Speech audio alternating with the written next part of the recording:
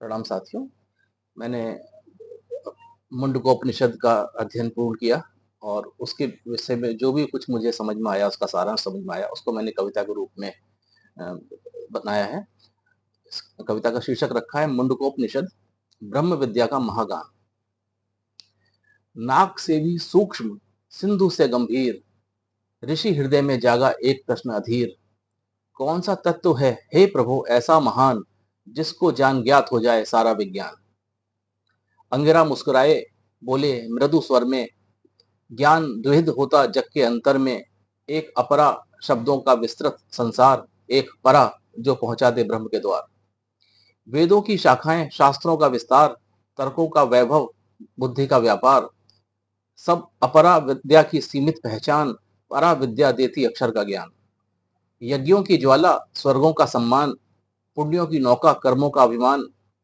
किंतु ये न पहुंचा सकते उस पार, जहां न जन्म रहे न मृत्यु का भार। जब थक जाता पथिक भोगों के मेले में, सत्य की प्यास लिए हृदय के रेले में, तब गुरु के चरणों में करता प्रणाम, और वहीं से आरंभ होता परम प्रयाण। न रूप है उसका न कोई आकार, नयन जहां रुक जाएं वह उसके पार। न शब्द उसे बांधे न बुद्धि का जाल, स्वयं प्रकाश ब्रह्म स्वयं अपना भाल। ज्यों ऊर्णा नभी यानी मकड़ी, जो ऊर्णा नभी बुनती अपना विस्तार, फिर समेट लेती सब कुछ अपने द्वार। ज्यों अग्नि से उड़ते असंख्य स्फुलिंग चिंगारियां, त्यों ब्रह्म से निकले ये जग और जीव। ओम धनुष है आत्मा उसका बाण, ब्रह्म लक्ष्य है अच्युत अमृत महान। एकाग्र चित्त से जो साधे ये साधन, भेद ले लक्ष्य मिट जाए आवरण। एक वृक्ष पर बैठे दो विहग महान, एक करे भोगों का नित्य सेवन पान, दूजा निष्प्रह केवल साक्षी स्वरूप, नित्य मुक्त निर्मल परमात्मा अनूप। जब भोगी पक्षी ऊपर दृष्टि उठाए, साक्षी की महिमा को हृदय से अपनाए, क्षण भर में कट जाए मोह का बंधन, जीव जान ले अपना ब्रह्म स्वरूप चिन्हन। तब उद्घोषित होता ऋषियों का वचन, सत्यमेव जयते अमर यह कथन। न मिथ्या टिकेगी न छल का विस्तार, सत्य ही पहुंचाता अमृत के द्वार।